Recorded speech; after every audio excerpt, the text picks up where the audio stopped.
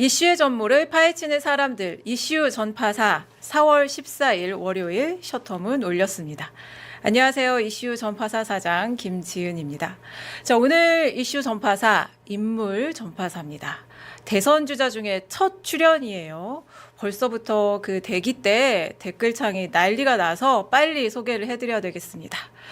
국민의힘 대선 후보 경선에 출사표를 낸 한동훈 전 대표 모셨습니다.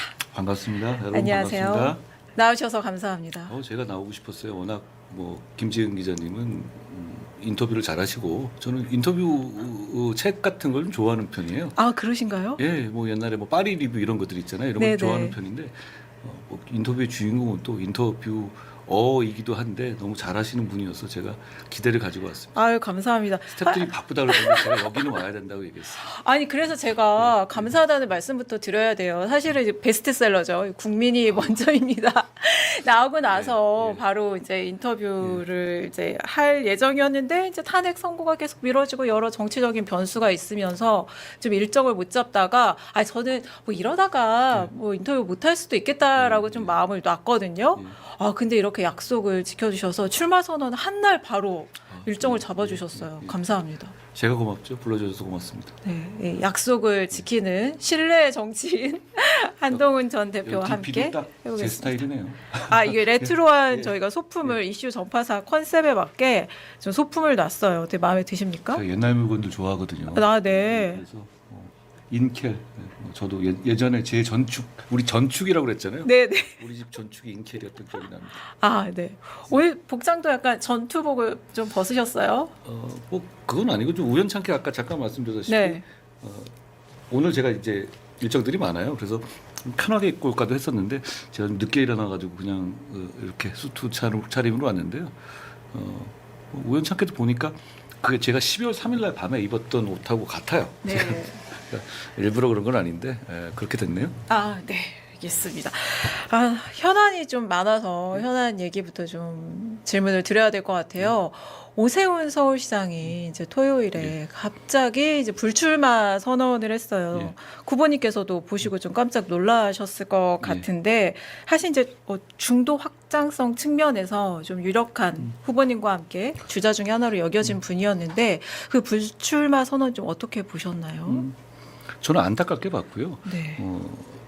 제가 정치 영역에서 또 오세훈 시장님하고도 경쟁하기도 할 수도 있고 서로 공방을 나눌 수도 있잖아요. 여러 가지 서로 정치적으로 엣지를 세워야 될 때도 있고. 그런데 저는 예전부터 그렇게 생각해 왔어요. 정치가 어때 싸우는 과정도 과정이지만 그 이후에 어떤 나라를 만들 것인지가 조금 순진한 생각인지 모르지만 저는 더 중요하다고 봐요. 근데 저랑 비슷한 생각을 많이 가지고 계시더라고요. 그분이 가진 슬로건 중에서 다시 성장이라고 말씀하셨죠. 네네. 그건 저는 이렇게 말하고 있잖아요. 성장하는 중산층의 시대라고 하죠. 네, 사실상 네. 같은 얘기일 거예요. 네. 그리고 복지도 약자와의 네. 동행이라고 하잖아요. 네네. 저는 당대표 때부터 계속 이 격차 해소를 얘기하고 그리고 인생을 살아오면서 강강약약해야 된다고 의식적으로 노력해 왔거든요. 그렇다면 저는 이분과 이 대선 과정에서 우리가 굉장히 어려운 상황이지만 국민들을 설득하고 하는데 같이 시너지를 내면서 우리 보수를 위해서 뛸 수 있겠구나 하고 기대가 컸었는데 또 근데 본인 입장도 이해하는 면이 있죠. 서울시가 또 워낙 중요하잖아요. 네. 고심이 컸을 것 같아요. 그렇지만 안타깝다는 생각이 듭니다. 이제 오세훈 시장이 불출마 선언을 하면서 이제 대통령 탄핵에 이 참담함과 이제 책임감을 느낀다. 반성과 참회 이런 부분에 상당히 공을 들여서 얘기를 했더라고요. 물론 후보님께서도 이제 출마 선언 하실 때 그 부분 얘기를 하셨는데 이 부분도 좀 공감을 많이 하셨을 것 같아요. 우리에게 너무 힘든 시간이었잖아요. 그리고 국민들께 너무 죄송하죠. 저는 계엄이 있었던 그날 밤부터 계속 사실 사과를 했어요. 그리고 사과를 강하게 했고 그것에 대해서 좀 안 좋게 보시는 우리 당내 세력들도 있었는데요. 너무 죄송하잖아요. 다른 걸 다 떠나서 이 넉 달을 너무 힘들지 않았습니까? 네네. 모든 국민들이 정말 지금도 죄송하게 생각해요. 그러니까 오히려 더 잘 극복해야겠다라는 다짐을 하게 됩니다. 저는 우리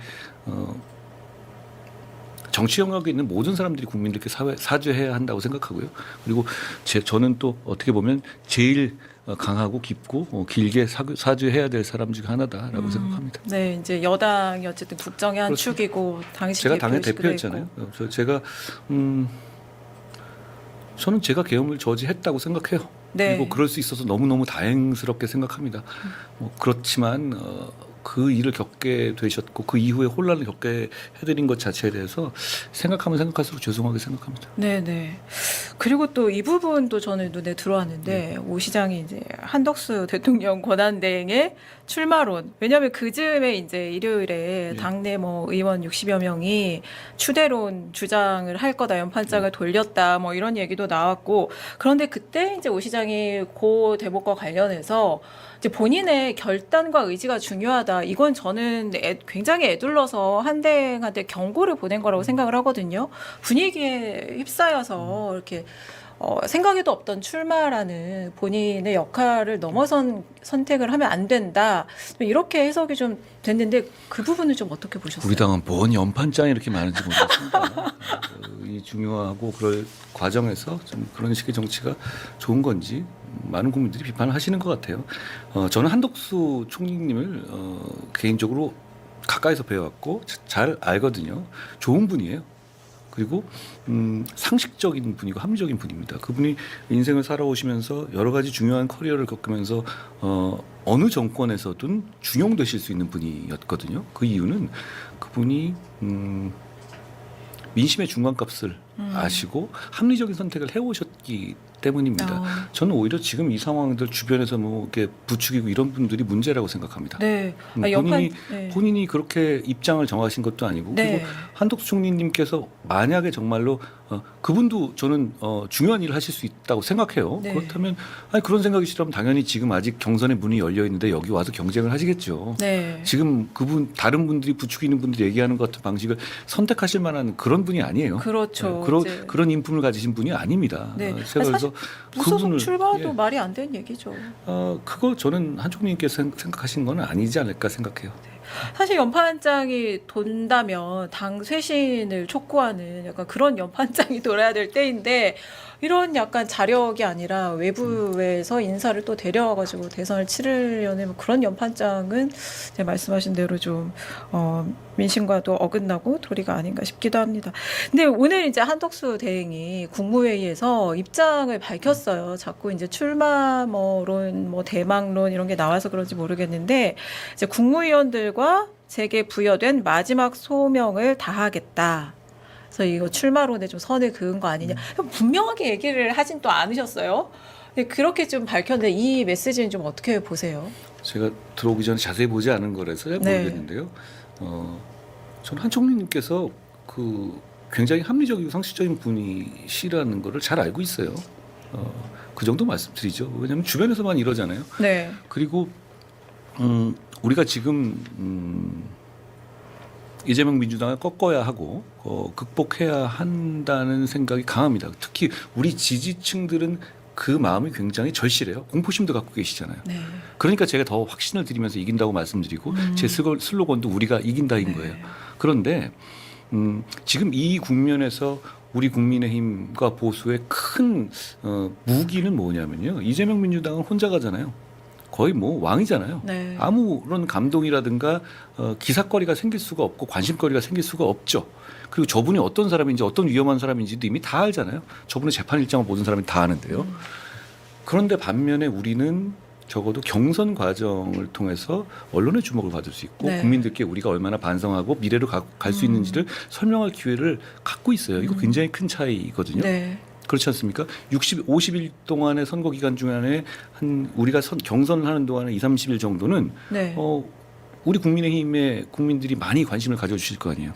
그런데 지금 얼마 전부터 그런 추대론을 들고 나오는 사람들 때문에 네. 그 경선에 대한 기사는 전부 다 두 번째, 세 번째로 밀립니다. 네. 그런 현상이 며칠째 계속되고 있어요. 저는 처음에 얘기 나올 때 뭐 그냥 이러고 말겠지라고 했었는데 이분들 진심인 것 같아요. 전 진심이라면 이건 정말 대단한 패배주의라고 생각해요. 지금 우리 당이 경선을 통해서 이기는 선택을 하자는 거 아니에요? 네네. 그런데 뭐 시작도 안 해서 자기들 마음대로 그렇게 한다? 저는 이거는 당에 대한 배신이고 해당형이라고 생각해요. 그 명분이 없다고 보시는 건데 아니, 그러면 당 지도부가 좀 강하게 아니, 명분이라는 거는 그렇게 말씀드리고 싶어요. 네. 예를 들어서 그분이 어떤 외부 인사 너무너무 중요한 분이다. 그럼 그분을 경선에 참여시켜야죠.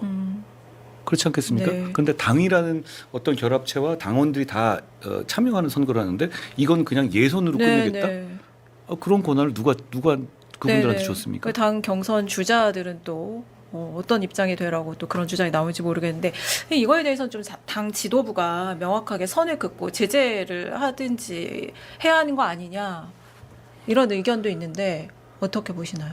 근데 그게 되겠습니까?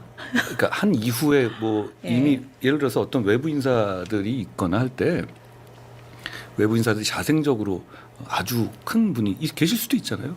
그럼 그럴 때는 경선에 참여하지 할 수 없었던 상황이었을 때 나중에 네. 뭐 그런 상황이 생길 수 있죠. 근데 지금 경선의 문은 열려 있잖아요. 네. 그런데 여기는 들어가지 말고 밖에서 한다. 그런 시나리오 그게 대한민국 사회의 아주 기초적인 공정에 맞습니까? 네, 그게 그렇죠. 당내 공정의 문제가 아니라 네. 그런 공정하지 않은 절차에 대해서 국민들이나 지지자들이 수긍을 하시겠습니까?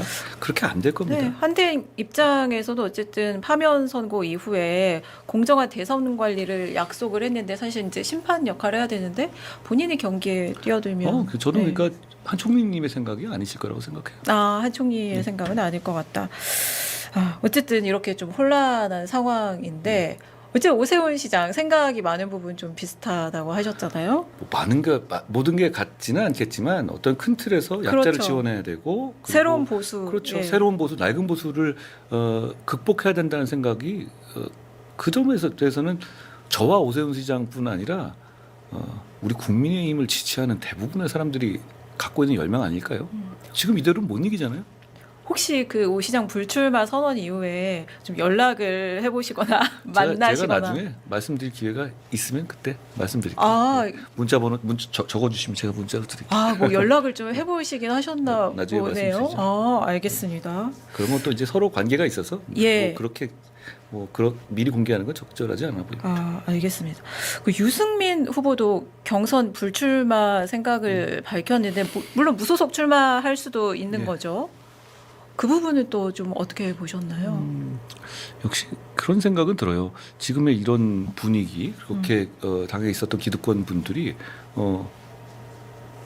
굉장히 합리적인 우리의 그 후보들의 길을 꺾으면서 네. 그분들로부터 당내에서의 선택받는 그 과정을 포기하게 만들고 있다. 오세훈 시장도 마찬가지고 네.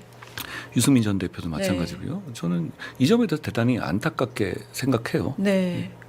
그거에 대해서 이제 특히 당 내에서 윤심이 작용하고 있다. 이제 윤석열 전 대통령이 뒤에서 조정을 하고 있는 거 아니냐.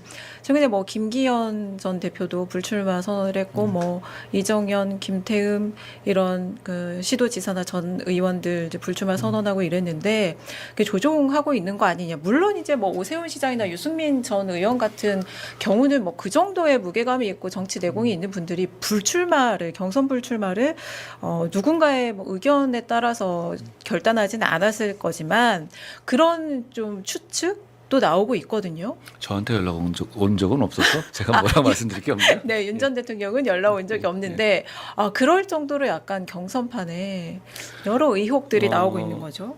지금 우리 국민의힘은 당원들과 지지자들이 네. 이끌어가고 있어요. 당에 있는 의원들이 밖에 계시는 지지자들이라든가 당원들을 이게 리드하고 있는 상황이 못 됐잖아요. 지금 최근 넉 달 동안의 상황을 보면 우왕좌왕했죠. 네. 여러 가지 바람에 따라서.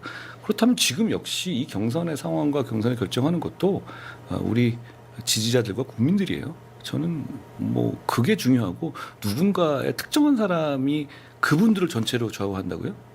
그런 일은 일어날 수가 없습니다. 제가 당대표의 63%로 네. 그 당선될 때도 상황은 비슷했던 것 같은데요. 어떻게든 저를 막아보려고 했던 네. 분위기가 분명히 있었고 그렇지만 결과는 그런 식의 시도가 당원과 국민들에게 큰 영향을 미치지는 못했거든요. 대단히 주체적이고 전략적인 분들이에요. 보수의 지지자들은. 그러니까 제가 이기는 선택을 하자, 이기는 선택을 하기 위해서 함께 모이자 이런 말씀을 계속 드리는 겁니다. 네, 당원들의 상식적인 선택을 믿겠다.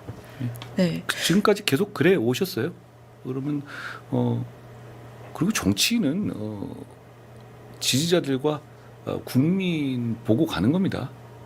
그것 외에 다른 거를 하게 되면 뭐 계속 바뀌잖아요. 지금도 무슨 뭐 말씀하신 그런 상황들 뭐 누가 누구를 미루 그거 몇 번 계속 바뀌지 않았습니까? 네, 뭐 그렇게 따진다면 다 미는 거 아니에요? 네, 그런데 그게 현실적으로 그게 현실 정치에서 정말로 민심까지 다가갈 수 있느냐? 네. 그건 다른 이야기죠. 저는 그렇기 때문에 그런 어떤 얘기들에 대해서는 크게 솔직히 신경 쓰지는 않아요. 그 얘기는 이제 뭐 예를 들면 이제 그 나경원 의원 만나서 뭐 역할을 기대한다 뭐 얘기한 건 처음에 이제 나경원 의원이 그럼 윤 전 대통령이 지지하는 거냐 이랬는데 또 상황이 바뀌고 그 다음은 뭐 한덕수 대행한테 마음이 있다 뭐 이렇게 바뀐 상황을 말씀을 하시는 건가요? 제가 자세히 안 봐서 그 과정은 네. 잘 모르겠습니다만 예. 지금은 어떤 정치공학보다는 민심이 원하고 있는 그 방향이 자잘하지 않고 굵어요. 대한민국의 민주주의를 어떻게 가져갈 것이냐, 대한민국을 얼마나 안전하게 만들 것이냐, AX 시대에서 어떤 경제를 이끌어 나갈 것이냐 이런 문제잖아요. 민심이 생각하는 것이 누가 누구를 좋아하느냐. 뭐 그런 것도 생각하는 분은 계시겠지만 그러기에는 지금 상황은 민심이 그보다 훨씬 굵고 네. 넓은 주시를 하고 계시는 네. 상황이라고 저는 생각해요.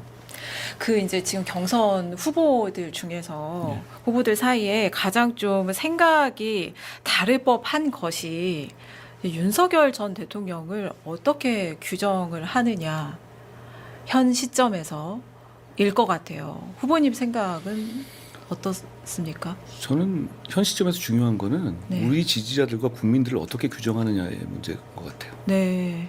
그게 별로 중요하지는 않습니다. 왜냐하면 이미 과거가 됐거든요. 이미 과거가 네. 된 거고 그러면서 제 의견을 말씀드리자면 우리 국민들과 지지자들은 양쪽 다 극복해야 한다는 생각을 결국 하시게 될 것이고 양쪽은 뭔가요? 윤석열 대통령과 네. 이재명 대표를 말하는 겁니다. 예. 결국 87년 헌법에서 원래 없던 계엄과 원래 없던 탄핵이 최근 5년간 10년간 만들어졌나요? 그거 아니잖아요. 그동안에는 싸움이 없었습니까? 그동안에도 잔인하게 싸웠잖아요. 그렇지만 과거에 미소 냉전 시대에 그랬던 것처럼 서로 간에 재래식 전쟁을 할지 몰라도 핵 버튼을 누르지는 않았어요. 네네. 근데 지금 양쪽에서 그걸 눌러버린 상황이 됐죠. 네. 탄핵을 30번 한다고요? 네. 와, 원래 탄핵에 탄자 나오는 거 조금 조심하고 그러지 않았습니까? 서로 간에. 네, 근데 네. 그런 말 그것도 이제 지나간 얘기고 앞으로는 지금 이 상황에서 이 두 분 다 극복하지 못하면 이 싸움이 더 격화되고 반복될 거예요. 사람 선수 교체만 생길 거고 일종의 야구에서 공수 교대하는 정도가 되겠죠. 저는 그럼 국민들이 다치고 대한민국이 망한다고 생각해요. 집중하시는 건 그런 문제지. 그러면 이 개인의 캐릭터라든가 이런 부분을 어떻게 생각하느냐? 국민들이 그거 그렇게 관심이 있으실까요? 저는 아니라고 봐요. 근데 경선 과정에서 저는 그 문제는 나올 것 같아요. 왜냐하면 헌재 결정문에 나올 수 있는 문제지만 예. 나올 수 있는 거하고 얼마나 힘을 줘서 얘기하는 거하고 그리고 그걸 따라가는 거하고는 좀 다른 얘기가 있어요. 근데 국민의 이제 신임을 배반한 예. 예를 들어서 이제 어쨌든 내란을 모의한 그리고 그 형사재판에 이제 오늘부터 출석을 하게 되는데 그런 내란 혐의의 피의자로 보는 시각 그 부분을 인정을 해야 극복할 수 있는 거 아닐까요? 많이 잊어버리신 것 같은데요. 12월 3일 10시 반에 예. 바로 저는 이건 불법 위헌 계엄이라고 네. 선언했습니다. 네. 저는 그 말 자체는 대단히 강한 말이에요. 네.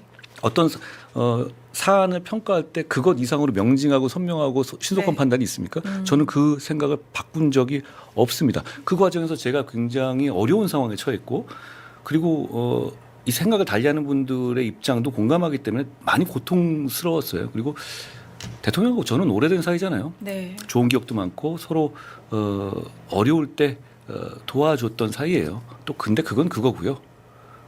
그래도 계엄을 막아야죠. 저는 네. 누가 아침에 잠깐 얘기했지만 누가 그러더라고요. 막 그런 얘기 하길래 우리 중진위원회에서 네. 그런 얘기 하길래 아니 선배님 알겠습니다. 그런데 선배님이 그 시기 12월 3일 10시 반에 당대표였어요. 계엄을 막을 겁니까? 안 막을 겁니까? 저는 그렇게 얘기했어요. 그리고 그 문제는 좀 고민하더라고요. 저는 답을요? 그건 고민할 문제가 아니다. 그리고 거기에 용기를 낼까 말까에 대해서 고민할지 몰라도 이건 고민할 문제가 아니고 저는 거기에 1초도 고민 안 했어요. 예. 그리고 그 이후에 여러 가지 저한테 나쁜 상황이 생길 수 있잖아요. 저도 예. 이 당을 잘 알아요. 네. 이런 상황이 생길 것 같았어요. 구체적인 모든 걸 예상할 수는 없었지만요. 그래도 나라 망할 수는 없잖아요. 그리고 사람이 죽어갈 수도 있는 거고 그리고 주식시장이 개장되지도 않을 수 있었잖아요. 네, 저는 네. 그게 결국은 보수의 책임감이라고 생각하고요. 그게 말씀하신 거에 대한 답인 것 같아요. 구절이 평가하고 뭐 인상론을 얘기하고 그런 문제가 아니라 저는 막았잖아요. 네. 그리고 저는 그 막으면서 제 모든 거 버렸잖아요. 예. 그럼 뭐 더 필요할까요? 네. 그리고 그 과정에서 또 상처 입은 분들한테는 죄송해요. 네. 또 많이 관계가 그렇지만 저는 자유민주주의자고요. 공화주의자예요. 그러면 그때의 선택은 뭐 고민할 여지가 없고 돌아가도 똑같이 할 겁니다. 제가 어디 가서 또 이런 얘기했거든요. 우리 아버지가 계엄해도 네. 그건 그래야 되는 겁니다. 네. 그거는 제가 뭐 특별히 과장해서 얘기하는 게 아니라 그 그렇죠. 계엄을 안 막을 거예요? 예. 계엄을 안 막을 거면 정치하면 안 되죠. 네. 저는 그렇게 생각해요. 저는 그 부분이 다른 경선 후보들하고 가장 차별성이 아닐까 싶기도 합니다. 그렇기 때문에 제가 나온 거 면도 있어요. 예. 우리 국민의힘은 그날 제가 말했던 것 중에 중요한 말은 첫 번째 메시지가 이거잖아요. 대통령의 계엄은 잘못된 것이다. 예. 그다음에 전 뒷부분을 더 중시했어요. 예. 국민과 함께 맞겠다. 그 네. 뒤에 국민의힘 당대표 한동훈. 그냥 네. 한동훈이 아니었어요. 네. 그러면 우리 국민의힘은 공식적으로는 당시에는 네. 제가 당을 대표하는 사람이었고 네. 당의 입장을 보여준 것이기 네. 때문에 내란에 동조한 당이 저는 아니다. 계엄을 저지한 당이라고 생각해요. 네. 네. 그러면 그걸 국민들한테 계엄을 저지하느냐 아니냐는 기호의 문제가 아니에요. 네. 그건 민주주의의 문제잖아요. 네. 그럼 우리는 거기서 그래도 당의 주류. 그때 주류는 제가 소수파를 하더라도 당대표로서 권한을 행사하고 당대표로서 임무를 부여하고 당원들에게 지시한 것이기 때문에 그때 국민의힘의 결정은 제 말이 국민의힘의 결정이었어요. 네. 원내대표들이나 다른 분들한테도 이거 불만 있냐? 그건 전 동의받고 한 거예요. 그때는 그렇게 얘기하는 분들이 없었어요. 네. 그러니까 어쨌든 그러니까 반대하는 분들이. 네. 그러면 어쨌든 우리 국민의힘은 계엄을 옹호한 정당이 아니라 계엄을 저지한 정당이라고 말할 수 있어야 합니다. 그리고 그래야 하고요. 앞으로도. 그렇기 때문에 저는 이번 대선에서 제가 반드시 나와야 한다라는 생각을 해요. 왜냐하면 우리 보수의 합리적인 사람들 중에서는 저랑 생각을 같이 하는 분들이 대단히 많고요. 네. 그리고 시간이 지나면 네. 훨씬 더 많아질 거라고 생각해요. 그러니까 예. 저는 그 계엄에 관해서 우리 국민의힘의 정신을 표상하는 위치에 있기 때문에 여기서 끝까지 최선을 다해야 하고 그리고 그런 입장을 가져야 이 어렵고 혼란스러운 선거에서 우리 국민의힘이 보수가 승리할 수 있다고 생각해요. 그건 이제 이번 대선이 국민의힘이나 한국 사회 전체에 갖는 의미가 클 겁니다. 그렇다고 보통 이제 예. 뭐 산을 올라가다 보면 어느 지점에 있는지는 알 수는 없잖아요. 네. 그렇지만 그 판단이 내가 가는 길이 맞나? 이렇게 생각할 때도 있죠. 그리고 그게 100% 확신이 들지 않을 때도 있잖아요. 저는 적어도 계엄을 저지해야 한다는 것에 대해서는 100% 확신을 가지고 한 얘기예요. 그러지 않으면 어떻게 바로 1분 만에 그냥 위헌위법이라고 누르겠어요. 그리고 저도 뭐 그렇게 뭐 제가 호랑이 간을 삶아 먹었나요? 저도 겁이 나죠. 그런데 그 공포심 같은 걸 겪어낼 수 있었던 건 확신 때문이에요. 그리고 그 확신이 지금도 제가 달라진 게 없어요. 그리고 그때 이후에 그런 얘기도 하잖아요. 무슨 뭐 우왕좌왕했다. 저는 우왕좌왕한 적이 사실 없어요. 네. 왜 그러냐면 이거죠.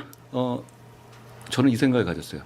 이 계엄은 위헌위법하다. 네. 그리고 둘째, 위헌위법한 계엄을 한 대통령은 내려와야 한다. 네. 그리고 세 번째는 그 과정에서 갈등을 최소화하자. 저는 이 원칙을 가지고 그냥 움직였다고 갈등을 생각해요. 최소화하자. 네. 만약에 저희가 한번 추진했었던 이 질서 있는 조기 퇴진, 네. 그게 뭐 대통령께서 결국 끝까지 수용하고 야당에서도 좀 호응이 있었다면 지금보다는 한국 사회의 갈등이나 소모가 훨씬 적지 않았을까 하는 생각이 들어요. 근데 그때 속으셨잖아요. 결과적으로 대통령한테. 그런데 어떤 경우에는 있잖아요. 네. 제 생각은요. 어렵고 그게 실패할 줄 알아도 가봐야 할 상황이 있다고 생각해요. 아, 그게 나은 길이라고 판단이 되면. 그게 왜냐하면 그걸 해보고 국민들이 해봤지만 안 됐다고 국민들께서 생각하시는 거하고 그 길을 아예 가보지도 않았다는 거하고는 좀 다릅니다. 지금 만약에 그 길 가보지도 않았다면 그거를 왜 해보는 게 필요하지 않았나 이렇게 생각하실 수 있잖아요. 그런데 그 해봤지만 어차피 어려운 길이었다라고 네. 말할 수 있잖아요. 적어도. 그리고 뭐 어차피 시간은 있었던 거고 제가 네. 긴 시간을 그걸 소용했던 건 아니고 어차피 첫 번째 탄핵의 경우는 받아들일 수는 없었어요. 민주당의 실력 때문이에요. 북중로에 대한 외교를 넣었는데 보수 정당이 그걸 어떻게 했습니까? 네. 그건 어차피 안 되는 거였어요. 예. 그다음에 며칠 동안은 저는 최선을 다해서 뭐 이양수 테이프도 만들고 이러면서 노력을 했잖아요. 노력해야죠. 그리고 그 과정 자체도 뭐 정치였습니다. 할 수 있는 걸 해봐야 되는 거고 저는 그리고 진영의 리더이기도 했잖아요. 예. 그러면 우리 지지자들이 탄핵이라는 트라우마가 굉장히 크고 정말 걱정이 크시단 두 말이에요. 번째니까요. 그런 마음들 생각해야죠. 그러면 다른 길로 최대한 노력은 해봐야죠. 그런 면에서 그런 의미가 있지 않나 생각합니다. 지금 국민의힘 경선 후보들이 다 내가 이재명을 이길 후보다라는 걸 강조를 하고 있잖아요. 그중에서 특히 내가 정말 이재명을 이길 수 있는 후보다라는 걸 좀 설명을 좀 더 해주신다. 계엄 당시에 당신은 뭐 했어라는 질문 국민들이 하십니다. 예. 당연히 왜냐하면 지겨우시더라도 지금은 계엄 때문에 하는 선거잖아요. 네. 그리고 그 계엄은 어떤 권력자가 주변에서 뇌물 받아서 이 탄핵이 된 게 아니라 다르죠. 이거는 이 나라가 갈 길과 이 나라의 정체가 뭔지에 대한 질문이에요. 그렇지 않습니까? 그러면 그 질문을 봤을 때 예. 과연 그리고 그 질문 자체는 국민적인 질문일 겁니다. 예. 그런데 그리고 그걸 민주당과 이재명 대표는 집요하게 파고들지 않겠어요? 예. 너네는 그렇죠. 뭐 그런 식으로. 그런데 그 문제에 관해서 그 문제를 극복하지 못하고 이재명을 이길 방법은 없어요. 그런데 저 말고 그걸 극복할 수 있는 사람이 있습니까? 이재명 대표는 1시간 동안 숲에 숨어 있었잖아요. 1시간 한준호 의원 방에 있었다고도 하고 막 왔다 갔다 본인이 웃으면서 말씀하시죠. 웃으면서 말씀하시잖아요. 저는 그보다 1시간 전에 먼저 본회의장에 들어갔고 불편했어요. 사실 그 자리는. 그렇지 않겠습니까? 왜냐하면 우리 지지자들이 다 보시잖아요. 그러면 그 상황들을 감안하면 근데 우리가 거기 있어야만 계엄을 막을 수 있다고 생각했어요. 네. 왜냐하면 군이 들어올 수 있어요. 우리가 없으면. 네. 어차피 반국가 세력으로 낙인 찍힌 상황일 때 반국가 세력이 계엄을 막으려는 것을 드러내버릴 수 있죠. 그렇지만 저를 네 발 잡고 들쳐업고 나가는 거는 다른 그림이에요. 그래서 상당히 국민의힘 지지자한테 안심하는 마음을 또 주기도 했죠. 그렇게 되기도 했지만 예. 그것 때문에 배신자라는 얘기도 하면서 네. 제가 지금 고생을 하고 있긴 하죠. 그렇지만 어떻게 하겠습니까? 역사가 막아야죠. 말해주겠죠. 진짜 배신자가 누군지는. 그리고 이제 출사표 내셨는데 거기 이제 가수 서태지 씨 X세대 상징인데 서태지 씨를 언급을 하면서 출마 선언을 하셨어요. 근데 저도 이제 X세대라서 좀 인상적이었는데. X세대가 이런 걸 좋아합니다. 네. 제가 화면을 좀 준비했는데 이게 당시 진짜 나갔던 기사거든요. X세대 나만 있고 우리는 없다. 저기 심포지엄이에요. 심지어 X세대 책 안 읽는다. 신문사 사람들 참. 또 있어요. 이게 X세대 이제 모래시계 학번이 이제 86세대잖아요. X세대와 이제 모래시계 학번이 경쟁자냐 동반자냐. X세대 탤런트 연기력도 X. 이병헌 씨가 대단하네요. 아직도 탑이신데. 그렇죠. 예. 어쨌든 역사적으로 이렇게 이제 지탄을 받고 관심을 받은 세대가 있었나. 약간 저도 X세대지만 약간 낀 세대, 좀 눌린 세대. 근데 예. 그 세대가 저런 말에 관심 별로 없었잖아요. 네네. 오히려 그게 특질이기도 했었고요. 제가 출사표에다 그 얘기 쓴 건 사실 서태지 씨만 하더라도 네. 우리한테야 강한 기억일지 모르지만 몇십 년 된 거잖아요. 30년 넘었죠. 그러니까 제가 저걸 젊은 척 하려고 얘기한 건 전혀 아니고 다만 그 느낌이 있었어요. 저는 그 서태지 씨 음악이 나왔을 때 당시에 이제 서태지 데뷔가 무슨 그 MBC였던 것 같은데 네. 이백천 선생 이 음악 평론가 하시는 그런 분들 막 나와가지고 네. 새로 신인들 나오면은 뭐 막 연예 조지는 그런 프로그램이었죠. 거였어요. 예. 근데 연애 프로그램인데 네. 지금 나오면 좀 약간 문제될 정도로 좀 신랄하게 강하게, 조지는 그런 예, 거였는데 비평을 했죠. 그때 서태지와 아이들이 나왔어요. 그 네. 나나를 불렀는데 저는 괜찮았거든요. 네. 그리고 저는 음악을 되게 좋아하는 편이어서 서태지라는 사람을 알았어요. 네. 그 신화위에서 베이스 네. 치던 고등학생 뭐 이런 젊은 친구였거든요. 근데 여기서 랩을 하고 댄스를 하는데 이 음악 이게 이거는 좀 다른데 이런 느낌을 받았는데 그때 이백천 선생을 비롯한 많은 분들이 이런 얘기를 했어요. 그게 음악이냐 뭐 이렇게 얘기를 하더라고요. 공중파에서. 근데 생각이 좀 확 다르면서 근데 저건 잘못된 저게 먹히진 않을까 이런 느낌이 들었는데 그 이후에 굉장히 터졌죠. 그리고 그냥 단순하게 뭐 한 100만 200만 장을 판 그런 가수들 많았어요. 그 당시에도. 그렇지만 이 음악은 조금 바꿨어요. 문화를. 그런 면에서 어느 순간 그런 변혁이라든가 혁명 같은 게 왔다는 개인적인 경험 그런 느낌이 있어요. 그래서 얘기한 건데요. 근데 또 젊은 분들 보시기에는 뭐 서태지를 제가 나훈아 선생님 보듯이 생각할 거예요. 그리고 젊은 분들 입장에서는 BTS가 빌보드 1위 하는 걸 보고 야 세상이 네. 바뀌는다 이렇게 느끼셨겠죠. 아니 근데 중요한 게 있어요. 이 네. 국민의힘 전신 정당 다 포함해서 이 보수 정당에서 네. 70년대생 대선 주자는 제 기억에 없었거든요. 그런가요? 예, 그럴걸요. 그러니까 약간 이 이제 세대 교체, 시대 교체, 정치 교체 얘기를 하셨잖아요. 이게 약간 이제 그런 X세대를 자극하는 네. 말이긴 하죠. 캠프에도 X세대들이 포진을 해 있던데요. 근데 김 차장님은 X세대라고 본인이 느끼셨어요? 그냥 저거는 화장품 광고할 때 쓰던 얘기 아니에요? 그걸 가지고 그렇게 막 세대 자체가 구분 잘 안 됐던 것 같고요. 그때 근데 IMF 직후로 막 X세대 그랬을까요? 얘기가 굉장히 많이 처음에는 나오고. 신세대 그랬었고 그다음에 네네, X세대에다가 그런 다음에 무슨 화장품 팔아먹을 때 뭐 X 2개 쓰고 뭐 이런 적도 있었던 것 같아요. 네. 그냥 그 당시 기억이 젊은 났습니다. 세대고 네. IMF를 겪으면서 굉장히 네. 어려움을 겪었던 네, 세대잖아요. 힘든 세대로 기억이 됐죠. 예, 그때 갑자기 취업의 전선에서 사실 그 전까지만 하더라도 우리 세대가 겪었던 게 아픔이 이런 거예요. 고도성장기가 계속되고 있었죠. 뭐 7% 8% 그리고 뭐 은행에서 뭐 이자율도 엄청 높았고 그러니까 기회가 굉장히 많았죠. 근데 그게 그리고 많은 사람들이 그런 고도성장기가 영원할 거다라는 착각을 하고 있었는데 그게 IMF라든가 이런 걸로 확 꺾여버리면서 그 전과는 다른 이 세상을 사회초년부로 맞게 된 세대였어요. 그런 면에서는 맷집 있는 세대라고 생각해요.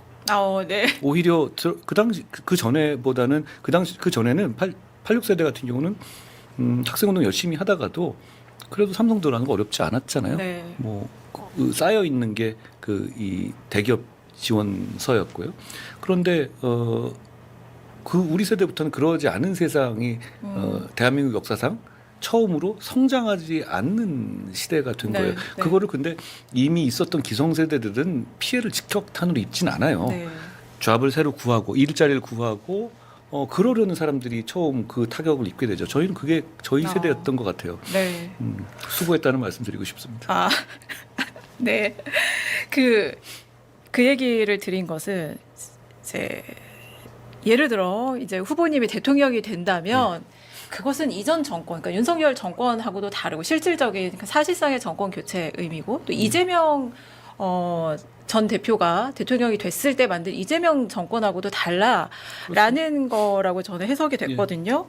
그렇기 때문에 이제 또 이재명 대표가 대통령이 되면 정권 교체가 아니라 공수가 그렇습니다. 바뀌는 공수 것이 교대죠. 네, 예. 그 얘기를 조금 더 구체적으로 듣고 싶어서. 많은 국민들이 이렇게 생각하실 것 같아요. 둘 다 극복해야 된다. 너무 힘들었잖아요. 그리고 이런 일을 또 겪게 해드릴 수는 없지 않겠습니까? 그런 생각이 듭니다. 결국은 어떤 세상을 가냐의 문제인 것 같아요. 저는 지금의 이 순간이 대단히 중요한 시기라는 걸 느끼는 것 중에 하나가요. 산업혁명이 있었잖아요. 산업혁명이 인간의 체력을 극복한 거잖아요. 근데 AI 혁명이 지금 우리 앞두고 있는데 이건 인간의 머리, 지력을 극복하는 거예요. 이거 둘 말고는 인간이 가진 게 없죠. 그런데 산업혁명을 겪을 때 우리나라에서는 이게 있는지도 몰랐을 거예요. 결국 거기에 편승하지 못하고 그걸 제대로 대응하지 못해서 결국 제국주의에서 돌고 돌아서 나라까지 뺏기게 되는 상황이 됐죠. 그때 결국 산업혁명 당시에 정치가 제대로 돌아가고 정치가 제 역할을 했던 나라가 산업혁명의 승자가 됐습니다. 역설적으로 일반인 프라이빗 섹터가 아니라 정치가 해야 되는 부분이에요. 이런 혁명 기회는. 저는 그 시기를 지금 우리가 맞고 있다고 생각해요. 지금 AI 혁명을 얘기하잖아요. 1999년에 지포스가 나왔어요. 잘 아시다시피 엔비디아에서 만든 거죠. 물론 엔비디아에서 젠슨 왕이 그거를 이렇게 AI에 쓰려고 만든 건 아니에요. 그냥 저는 게임 좀 좋아하는데 네. 저는 게임의 그래픽 카드 중에 하나였어요. 엔비디아가 예. 꽤 뭐 괜찮은 카드였죠.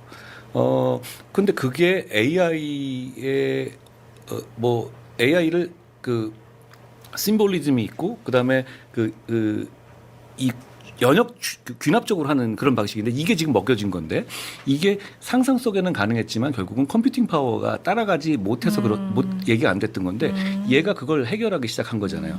그리고 그게 2006년에 알렉스넷이라는 곳에서 그 기능을 확 올려버렸고 결국은 그게 이제 그 발전이 온 건데 네. 챗GPT가 지금 네네. 운영된 게 되게 오래된 것 같지만 2022년입니다. 네. 그리고 지금부터 오픈 AI가 얘기할 때 3년에서 5년 사이에 AGI의 세대 그러니까 제너럴 인텔리전스 그러니까 네. 이제 우리 영화 보면은 스카이넷 터미네이터 우리 세대니까 터미네이터의 스카이넷이나 스탠리 큐브릭 영화에 나오는 그 컴퓨터 같은 거 인공지능 같은 시대가 실제로 이루어지는 거고 그거면 정말 많은 게 바뀔 거라고 생각해요. 네. 그런데 그게 산업혁명은 천천히 진행됐지만 네. 이건 몇 년 사이에 진행되는 겁니다. 아. 그러면 이 진행될 때 과연 산업혁명 당시에 우리 선조들이 못했던 걸 우리가 지금 해내야 된다는 임무가 있다고 봐요.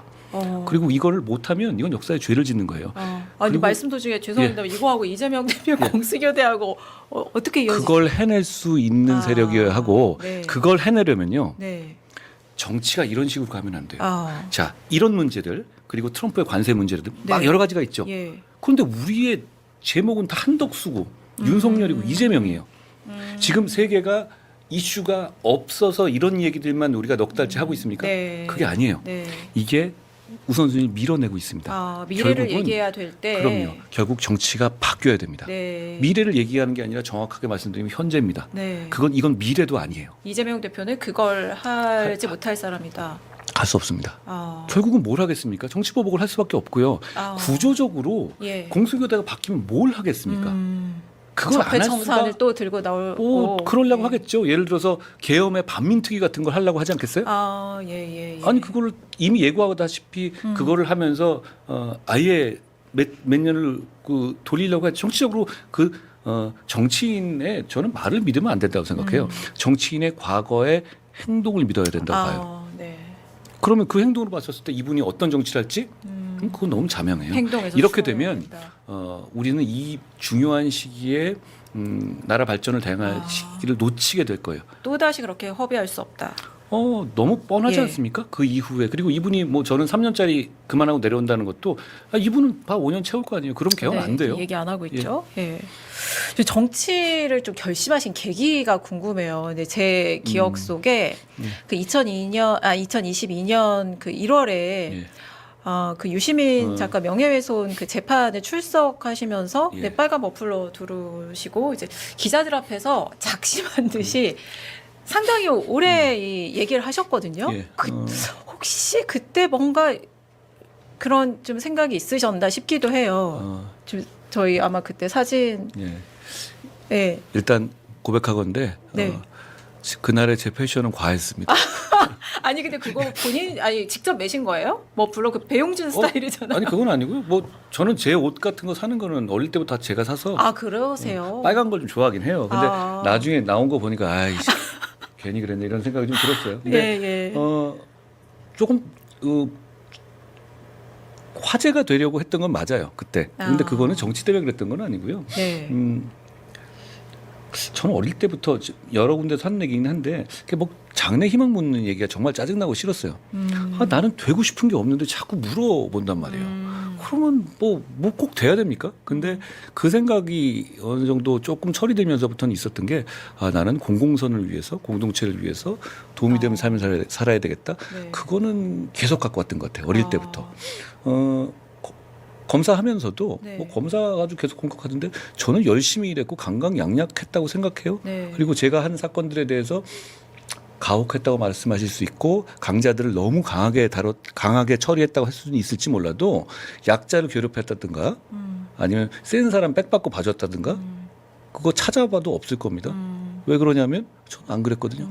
근데 그런 과정에서 볼 때 네. 비슷하게 삶을 살았어요. 공공선을 위한. 그런데 그러니까 그런 면에서 보면은 큰 틀에서 보면은 이제 그리스식으로 말한다면 정치를 계속 해온 거라고 생각해요. 그 시점은 어떤 거였냐면 제가 문재인 정권 당시에 조국 수사 때문에 아주 집중적인 공격을 받았거든요. 네, 저천도 사실 당하시고. 저천을 네. 4번 당하고 네. 막 뭐 구속 직전까지 가고 그랬잖아요. 뭐 그 당시 유심인 얼마나 셌습니까? 말릴래요 하면 진짜 뭐 쩌렁쩌렁했죠. 저를 집중적으로 굉장히 공격했죠. 없는 일을 가지고. 근데 당시 상황은 이런 면이 있었어요. 사실 이제 그 문재인 정부에서는 초기에는 그 당시 처음에 이제 조국 사태 될 때는 윤석열 당시 총장에 대한 어떤 희망이나 미련을 버리지 않은 상태였어요. 뭐 그런데 지지자들이 굉장히 반발하고 막 이러니까 당시에 저는 반부패 부장이었거든요. 네, 네. 뭐 반부패 수사를 총괄하는 임무이긴 했죠. 그렇지만 그게 수사 자체는 중앙지검에서 하니까 네. 직접 제가 관여하지는 않아요. 근데 어쨌든 뭐 제가 뭐 그 바람막이가 되는 역할이긴 했는데 그 상황에서 제가 어느 정도 좀 이름이 알려진 사람이기도 했고 그리고 뭐 민주당에서 저를 뭐 조선제일검 이러면서 띄우고 막 그랬잖아요. 네네. 그 전에는. 그러니까 그런 에너지로 공격하는 게 총장이 아니라 다 저한테 왔어요. 그러니까 좀 이상했잖아요. 아니 수사가 되거나 하면 총장을 네. 공격해야 되는데 네. 반부패 부장 그것도 참모인데 여기를 이렇게 집중적으로 공격한다. 그게 굉장히 오래됐어요. 그러니까 좌천도 4번 되고 네. 그리고 뭐 구속되기 직전까지 네. 가기도 했었죠. 근데 상대적으로 보면 윤석열 총장은 당시 총장님은 그냥 총장직을 네. 유지했잖아요. 네. 그러니까 그 공격의 포인트는 주로 저였어요. 네네.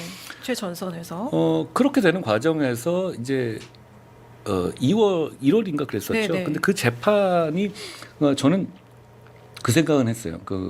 저는 검사를 계속 이 일을 하겠다라는 생각이 있어서 그 전에 대응들을 보면은 네. 굉장히 소프트하게 했거든요. 거의 직접 드러나지 않은 공무원스럽게 했어요. 그런데 그 수위로 했었을 때 이거는 이 정도까지 오면 안 되겠다. 라는 생각을 하는 지점이 생겼고 그때쯤엔 저 그 생각은 했어요. 내가 어떤 세상이 오든 간에 검사로 일하기는 어렵겠다. 그러니까 보여지는 것도 중요하잖아요. 제가 네. 검사로서 뭐 공정하게 일하고 싶다 하더라도 이제 저는 그렇게 라벨링이 될 테니까 그렇게 해서 저는 뭐 정부가 끝나면 어떤 방식으로든 간에 그냥 민간으로 돌아가서 원래 저는 검사할 때 이런 생각했거든요. 변호사들 전관이 오고 그러면 제가 되게 좀 박하게 했어요. 네. 그리고 잘 안 들어주고 그래서 욕도 많이 먹었죠. 그러면서 나중엔 이러지 말아야겠다 생각을 했어요. 그래서 저는 변호사 할 생각을 안 하고 이제 네. 지방이나 좀 뭐 제주 같은 데서 네. 뭐 받아주기만 한다면요. 로스쿨 교수 같은 거 하면서 인생 이막을 생각하고 네. 있었거든요. 그러면 이제 이거 선거 끝나면 그런 기회를 만들어야겠다 이렇게 생각을 한 찰나에서 그 유시민 네네. 씨 재판에서 이제 증인으로 저를 부르는 네네. 거였어요. 어떻게 보면 제가 직접 대중 앞에 설 수 있는 처음이자 마지막 상황이었어요. 근데 그걸 좀 고민했죠. 여기서 이거를 어떻게 어느 정도로 얘기할 것이냐. 그러니까 유시민 씨가 저한테 잘못했다고 해놓고 나서 또 말을 바꾸고 이런 상황이었잖아요. 그리고 상대가 또 유시민이라는 대단히 어떤 상징성 있는 사람이었고 그리고 저는 그때 그렇게 생각했어요. 유시민 씨도 들어오면서 분명히 여기서 자기 입장을 밝힐 거고 그렇다면 저도 여기서 그러니까 우리 보수 쪽에 있는 분들은 항상 쭈뼛거리잖아요. 예. 그런데 거기서 제가 제 하고 싶은 얘기를 그냥 지금이야 제가 얘기하면 들어주지만 어느 정도 말했을 때 그 언론이나 주목해 주는 게 아무나 해주는 건 아니잖아요. 근데 그 상황에서 제가 생각하는 거를 한번 털어놓어보자 이런 생각을 가지고 왔던 거예요. 그리고 나서 이제 석 달 뒤에 이제 윤 전 대통령이 이제 초대 법무부 장관으로 지명을 했잖아요. 예.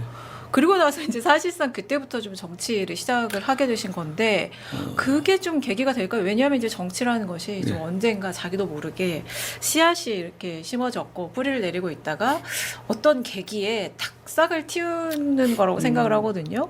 장관하면서 정치를 이런 이 직업 정치를 할 생각이 있었던 건 아니었어요. 그때 그 수락을 하시면서도 다만 저는 그렇게 얘기했었죠. 제가 아까 말씀드린 그런 취지 때문에 당시 이제 대선 이후에는 이런 얘기들이 많이 돌았죠. 그게 뭐 저를 뭐 중앙지검장으로 임명해서 뭐 소위 말하는 저쪽을 어떻게 한다든가 뭐 그런 기대들이 많이 있었어요. 아니면 검찰총장을 한다든가 이런 얘기 있었는데 저는 그 얘기는 처음 밝혔어요. 아, 저는 지금 어쨌든 간에 검사 일을 하는 건 안 된다. 윤 전 대통령한테 그거는 계속 하고 싶긴 한데 근데 그게 현실적으로 그렇게 하는 순간에 이 보여지는 게 이미 좀 저는 텄다 이거죠. 한마디로 말해서. 그러기에는 지나간 얘기고 그러려면 제가 유시민 씨 그렇게 재판에서 그런 식의 발언을 하면 안 되는 거였어요. 저는 그 선을 지켜야 된다고 생각하거든요. 그런 상황에서 나중에 이제 대통령께서 법무장관 제의를 하셨던 거죠.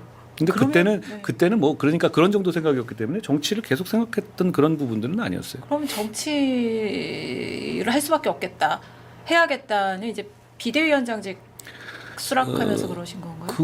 그 장관을 하면서 제가 뭐 180대 1 이렇게 별명을 받고 했잖아요. 민주당하고 여러 가지 하면서 보면 이게 제가 정치를 했었을 때 조금 더 이 상황 나라를 조금 더 잘 만들 수 있겠는데 그런 생각들을 했어요. 그리고 그러면서 그게 서서히 이렇게 생각한 거지 어느 순간 갑자기 뭐 계시를 딱 받거나 이런 느낌은 아니었고요. 상황이 그렇게 흘러갔으니까.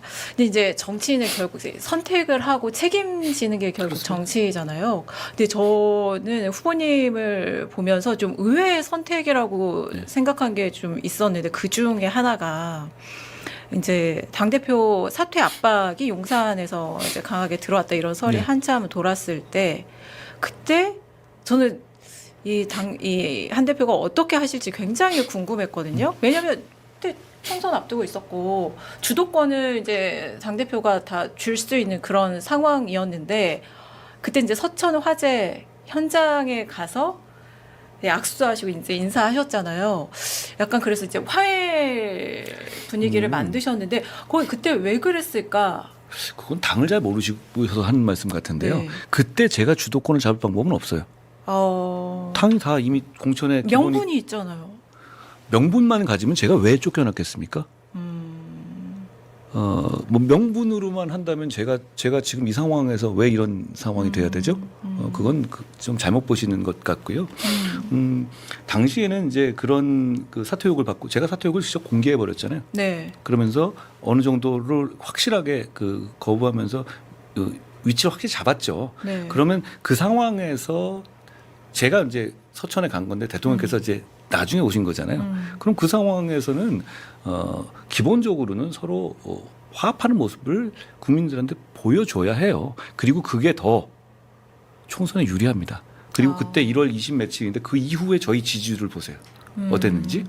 그러면 왜냐하면 국민들은 잘 지내길 바라는 국민들도 굉장히 많아요. 깊이 생각하지 그러니까 그런 분들이 훨씬 많고 그런 분들도 아울러 가야지. 제가 사퇴 요구를 받아서 그걸 확실하게 대외적으로 해서 이걸 제압을 해버렸잖아요. 그럼 그걸 더 넘어가서 무슨 청구서를 더 얘기한다. 그렇게까지 가면 선거를 앞두고 우리의 전열이 무너집니다. 인사를 90도 하는 거예요. 90도든 180도든 그게 뭔 중요하죠? 그거 보여주는 거는 저는 그 그림을 보여드리려고 한 거예요. 일부러. 그랬을 때 뭐냐면 우리가 굉장히 국민들한테 보여주고 우리 지지자들한테 보여줄 건 뭐냐면 안심하는 그림. 대통령과 당대표가 직접적으로 부딪혔고 어떻게 보면 당대표가 확 해서 이를 좀 명분을 가져버린 거잖아요. 사실 조금 더 나가면 이거는 법적인 문제가 될 수 있잖아요. 그렇죠? 그걸 제가 인정해버린 상태에서 그럼 그 상황에서는 어떻게 보면 저는 목적을 굉장히 중요시하는 편이에요. 총선을 이겨야 됩니다. 그럼 그 선택에서 어떤 선택이 맞죠? 그러면 거기서 제가 멋있는 척하고 막 제압하는 느낌 보여요? 그거 아닙니다. 저는 그 시점도 그렇고 지금도 비슷한데요. 저는 명분 있는 승리를 위해서는요. 양잿물이라도 먹을 입장이에요. 지금도 그렇고요. 그 당시에도 그렇고 그게 아니라 더 굽혔어도 상관없어요. 저는 그거 가지고 조금 아쉬워하시는 분들 계시던데 그건 잘못 보는 겁니다. 네. 정치라는 게 그러면 뭐 제 기분이 중요합니까? 네. 보시는 분들 입장에서 안심하잖아요. 네. 그 선택은 저는 그런 거 같고 그리고 그 이후에 지지율 3월 4일 날 예. 이종섭 사태가 나기 전까지 저희 예. 지지율 보세요. 네. 170 예상까지 예, 갔었잖아요. 사실 그때 이제 대통령의 여러 선택 때문에 좀 결국은 어려웠죠. 그 과정 이후에 그 서천 그 이후의 예. 상황들을 보면 저희는 굉장히 고공행진을 그 시점부터 시작했습니다. 총선 불출마 요구도 이제 윤 전 대통령이 요청을 한 거라고 이제 이 국민이 먼저입니다 예. 책에서 밝히셨잖아요. 근데 그 요구도 물론 이제 납득을 하셨으니까 그리고 나름의 판단을 하시고 받아들이셨겠지만 그것도 좀 궁금했어요. 좀 요청 자체는 이상하잖아요. 네. 그거를 당을 맡아달라고 하고 총선 이끌어달라고 하는데 예. 총선의 비례나 이런 것도 나가지 말라고 하면 예, 예, 예. 이건 저는 도대체 이 총선을 통해서 얻을 수 있는 게 뭐죠? 그렇죠. 정치를 하는데. 예. 그래서 처음에 이거 뭐지 이런 생각은 잠깐 했는데 근데 그런 생각을 했어요. 제가 앵커님 말씀드린 것처럼 저는 총선을 정말 이기고 싶어요. 싶었어요. 그리고 그런 목적이 분명하면 저는 그렇게 저 개인의 어떤 그 안위라든가 이 여부 같은 경우는 좀 그냥 스위치를 끄는 편이에요. 뭐 일관성 있잖아요. 저 계엄 때도 비슷한데요. 네네. 그 10시 반에 난 노타임 콜 이렇게 노타임을 가는 이유가 그 이후에 여러 가지 상황들이라든가 이게 피곤해지는 상황들, 힘들어지는 상황들, 어떻게 보면 제가 정치적으로 끝나는 상황들이 머릿속에 보여지죠. 그 계산이 안 빠른 건 아니에요. 금방 알죠. 그렇지만 그럼 여기서 근데 당장은 뭐죠? 이 계엄을 막아야죠. 나라를 네. 지키고. 네. 그러면 그렇게 되면 저는 이걸 끄는 편이에요. 역시 비슷하게 그러면 이 상황에서 총선을 이겨야 되는데 분명히 대통령님이나 뭐 여사님이나 이런 쪽에서는 이거 제가 정치적으로 성장하는 것을 바라는 건 아닌 게 분명하잖아요. 그때 그렇다면 그럼 이런 상황에서 그러면 대단히 저한테 힘이 실어지는 선거가 되지 않을 거예요. 명백하고. 그렇다고 해서 소위 말하는 친윤들이 얘기하는 것처럼 그냥 뭐 공천 대충 하고 뭐 시키는데 다 받고 이거 안 되잖아요. 그러려면 시작도 안 합니다. 그래서는 안 되죠. 공적인 거잖아요. 그렇잖아요. 뭐 친하다고 넣어달라고 하면 뭐 안 받아주죠. 김영선 공천 안 됩니다. 네. 김상민 안 됩니다. 네. 그러니까 제가 명태균은 그 문제에 대해서 자신 있게 얘기할 네. 수 있는 거예요. 그런데 제가 정치를 처음 하는 입장이고 네. 그러면 우리 당의 입장은 뭐였냐? 제 전략은 이런 거였어요. 이재명 민주당은 분명히 비명 학살 네. 할 거라고 예상됐어요. 네. 그럼 그거 관련해서 여러 가지 여론이 나빠질 것도 예상되고 그러면 당장 우리 쪽에서는 저를 갑자기 부른 이유는 김기현 사태, 뭐 엑스포 그리고 뭐 이 강서구 이후에 우리 뭐 안철수 의원이 80석 예상하고 그랬잖아요. 어려운 상황이니까 부른 거 아니겠어요? 어려운 상황이니까 친윤들도 동의한 거고요. 그런데 그 상황에서 우리는 공천에 잡음이 없어야 되고 검사 공천이 되면 안 된다. 그리고 친윤들에서 문제 있거나 이상한 공천은 확실하게 내가 내 힘 닿는 한 막아본다. 그리고 또 하나는 내 사람 꽂지 않는다. 저는 그걸 결심했어요. 그런데 그러려면 우리의 의미 있는 중진이라든가 이런 분들의 용퇴가 필요해요. 네. 불출마하고 예. 그런 용퇴를 할 때 나는 나간다고 하고 하면서 요구할 그거 수 없고 받을 수 있겠어요? 예. 예를 들어서 김무성 대표님도 해주셨죠. 네. 김성태 위원장도 해주셨죠. 네. 아니, 그런 게 힘이 되면서 우리가 170석 얘기 나온 거예요. 네. 그분들이 얘기해 주면 제가 그때마다 계속 고맙다 네. 메시지 내고 이랬잖아요. 근데 그게 제가 출마를 하고 저는 원래 당초 처음 생각하는 종로 출마 정도 생각했어요. 그런데 그렇게 하면서 그렇게 한다? 일단 저는 그 리더십이 저한테 생기지 않을 거라고 봤어요. 네. 그러니까 그 선택은 제가 한 게 제가 요구받은 건 맞지만 네. 고심 끝에 그 선택을 제가 한 거예요. 내가 그러니까 이걸 뭐 스스로 이런 결정한 상황이라면 거다. 제가 비대위원장을 해서 총선을 해야 돼 이런 생각도 처음에는 했는데 네. 제가 생각하다 보니 어차피 이겨야 되는 목표 의식이 좀 강했어요. 네. 그러려고 온 거고 그걸 위해서 모든 걸 그냥 저는 이제 어떤 목적 의식이 중요한 명분 있는 목적 의식이 생기면 그냥 그것만 보거든요. 그리고 그런 상황에서 보면은 후회되는 선택은 아니에요. 물론 지금 그래요? 제가 배지를 달고 있었으면 그 이후에 제 입장에서는 네. 여러 가지 좋은 점이 많았겠죠. 아니 특히 가장 실질적으로 그 계엄에 대한 표결할 때 본회의장에 앉아 있는 유일한 이제 배지가 없는 인사셨잖아요. 그때 얘 한 명이 얘 한석이 한 표가 아쉬운 때 그 내가 의원이었으면 한 표라기보다는 그런 생각. 그렇지만 제가 그분들을 모시고 들어갔잖아요. 네, 저는 그렇죠. 그 역할로 그 역할을 제가 해냈다고 생각해요. 그게 뭐 그렇게 뭐 중요하겠습니까? 근데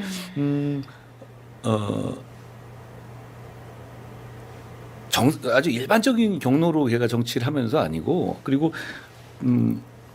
굉장히 진하지만 누가 저보다 네. 정치 일정 짧다 그러는데요. 제가 겪었던 모든 걸 30년 정치해도 겪을 수 있습니까? 3년 동안 뭐 별일 다 겪으셨죠. 그렇죠. 근데 그 과정에서 보면은 그걸 모든 걸 다 얻으면서 갈 수는 없어요. 그리고 제가 어제 잠깐 얘기를 했는데요. 저 SF를 제가 되게 좋아해요.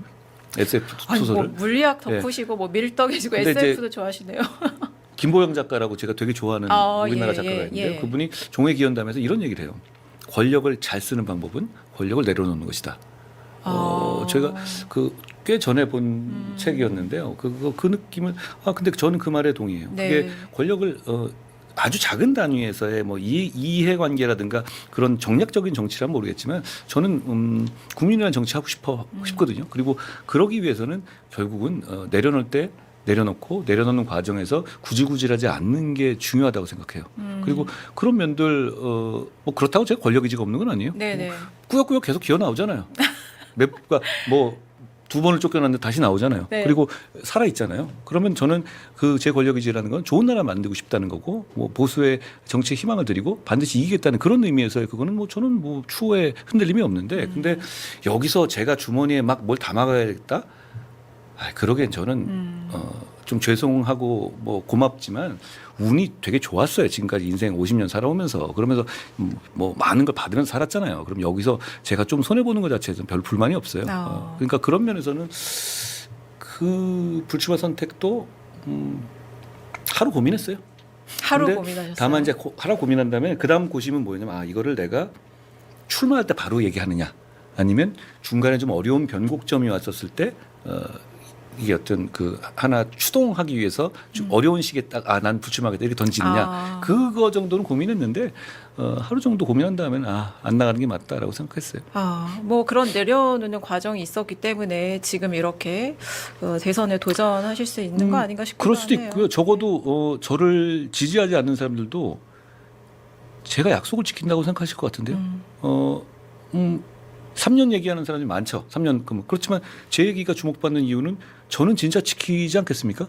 그리고 제가 지금 여기 그렇게 얘기해놓고 지금 살아온 게 있는데 그거 안 지키면 제가 쪽팔려서 정치 못하죠. 정치하시면서 이제 첫 마음, 초심이 있으셨을 것 같거든요. 그 초심을 아주 옛날에 이어왔어요. 아주 옛날부터 아까 말씀드린 것처럼 그 생각했잖아요. 공공선언에서 제가 그리스 고전을 되게 좋아했어요. 어릴 때부터. 네. 특히 투키디데스를 정말 좋아했어요. 예, 지금도 좋아하죠. 뭐 그런데 거기에 보면 페리클레스가 연설할 때 이렇게 얘기를 하잖아요. 자기 자랑을 하는 거예요. 그분도 보면 자기 자랑하는 건데 나라를 사랑하는 사람, 나라를 사랑하는 사람, 부패하지 않는 사람, 그리고 그걸 무엇을 해야 할지 알고 그걸 가장 잘 설명할 줄 알고 부패하지 않는 사람이라고 본인을 얘기해요. 저는 근데 그게 페리클레스를 얘기한다기보다는 좋은 정치가 그게 기원전 한 420년, 430년 그 정도잖아요. 그렇게 2,500년이 지났지만 아직까지도 그냥 맞는 말이라고 생각해요. 그런 생각을 좀 벽에 부딪힐 때마다 그런 생각을 합니다. 후보님이 지닌 정치적인 자산은 뭐라고 생각하세요? 글쎄요. 그걸 제가 그렇게 깊이 생각은 안 했어요. 그런데 정치적 자산이요? 아마 이제 정치인들마다 오래 뭐 정치한 분들은 경험에서 뭐 쌓인 게 있을 수도 있고 아니면 저는 그 정치인한테도 필요한 게 뭐 공인의식 같은 것도 정말 필요하다고 생각을 하거든요. 공적 마인드를 전 대단히 중요하다고 생각해요. 예. 그게 저한테 자꾸 이제 배신 그러잖아요. 아침에 제가 어제 얘기했는데 저는 우리 아버지가 계엄에도 막습니다. 그게 국민한테 대한 의리를 지키는 거예요. 그러니까 지금 제가 서 있는 자리가 어떤 개인적인 위치가 아니라 국민으로부터 대리인으로서 뭐 위임받고 이런 거잖아요. 그러면 그거에 집중해야 돼요. 그리고 뭐 어디 가서 언제 홍준표 시장이 뭐 용병 또 하면 안 된다고 그러는데 그분 착각하시는 겁니다. 그분도 용병이고 저도 용병이에요. 우리 모두 정치하는 사람들은 국민의 용병입니다. 네. 그런데 국민의 용병이다. 누구를 위해서 일하는지 잊지 않아야 되는 겁니다. 네. 저는 그런 면에서 보면 저는 국민의 용병이잖아요. 네. 그러면 어떤 의리라든가 이런 걸 앞세워야 되겠어요? 네. 그럼 예를 들어서 김건희 여사 문제가 아주 심각하다고 밖에서 얘기 나오고 저는 다 아는 게 더 많죠. 네. 그러면 그 상황을 어떻게든 간에 보정하고 문제를 해결하기 위해서 뛰어야 되는 겁니까? 아니면 그냥 권력자의 눈에 잘 들고 좋은 형님 아우로 남기 위해서 아무 말도 안 하고 옆에 탬버린 치는 게 맞는 겁니까? 저는 당연히 전자가 맞다고 생각해요. 왜냐하면 저는 국민의 용병이잖아요. 네. 그래서 그런 면에서 보면 물론 이제 그런 게 감정적인 정서의 문제니까 그런 것 가지고 비난하는 분들에 대해서 저도 뭐 그렇게 막 이거 잘못했으면 이렇게 말씀드리고 싶지는 않아요. 그런데 대한민국 사회가 나가는데 정말로 필요한 건 공적 마인드예요. 이재명 대표도 그게 부족한 겁니까? 네. 법인카드 같은 거, 세상에 누가 저렇게 써요? 누가 자기 집안의 제사를 자기 이 회사 경기도 성남시 이런 직원을 씁니까? 법카 샴푸를 누가 그렇게 써요? 그러면 안 되는 거거든요. 그러면 지금 공사를 구분하는 걸 보면 사적 영역을 보잖아요.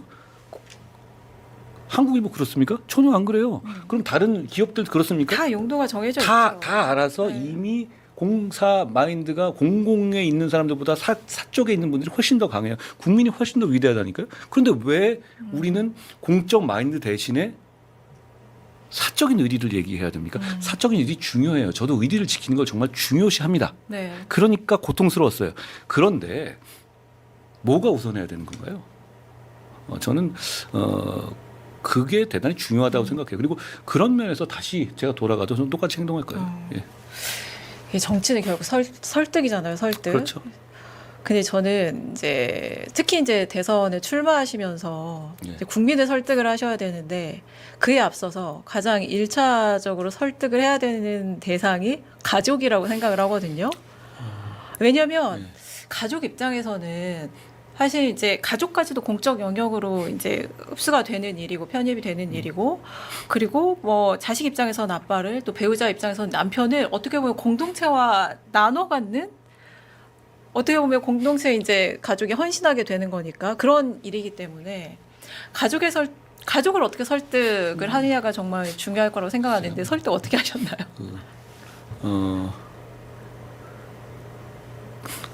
가족이 중요하죠. 그리고 가족의 가치를 지켜드리는 게 또 정치의 목표예요. 그런데